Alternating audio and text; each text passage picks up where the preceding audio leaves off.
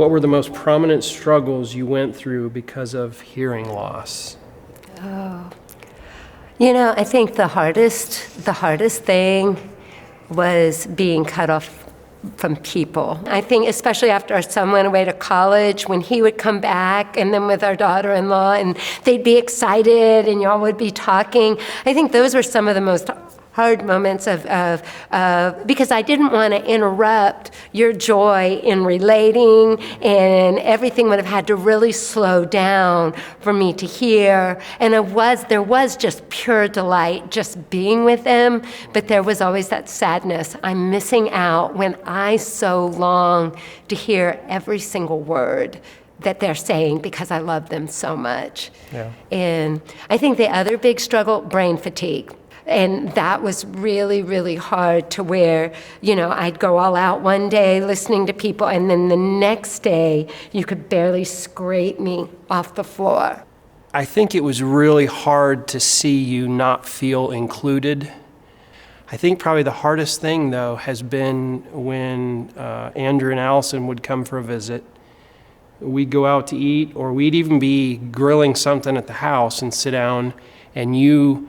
Afterwards, I didn't notice it in the round table of discussion and laughing and telling jokes or whatever, catching up.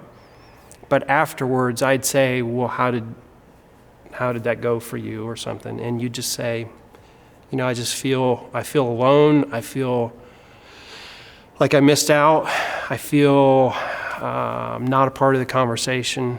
I think that was probably one of the hardest pieces, was to just watch you not be bringing your best to the table, whether it was a conversation, whether it was your work, and not because you didn't want to.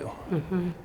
I do remember, I think it was gradual, but I think there were sometimes some Hallmark moments where we would notice. Like I remember that one time when we were living in the house in Venice, and I was getting ready, and you just came rushing in and you said, "Didn't you hear me? I was whistling at you."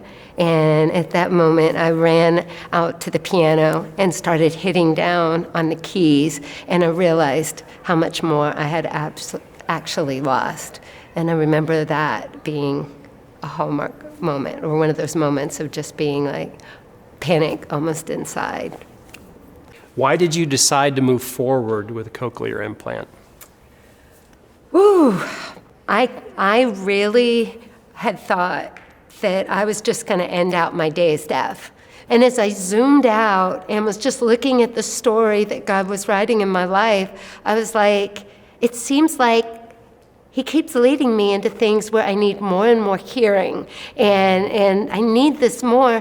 And I was like, okay, I've got to do something about this. And then it was so neat because I was just praying, God, would you just show me what you want me to do? And the morning of my appointment with the surgeon to find out about cochlear implants, I just happened to be reading a blog that was talking about what a difference the right tools can make. And all of a sudden I thought, maybe I should be thinking about cochlear implants as tools, as something that can help me, as God's leading me in this direction, can help me do this better.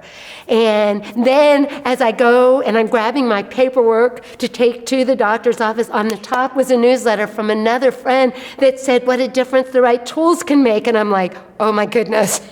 And I was totally ready for it. At that point, I just felt a peace about moving forward.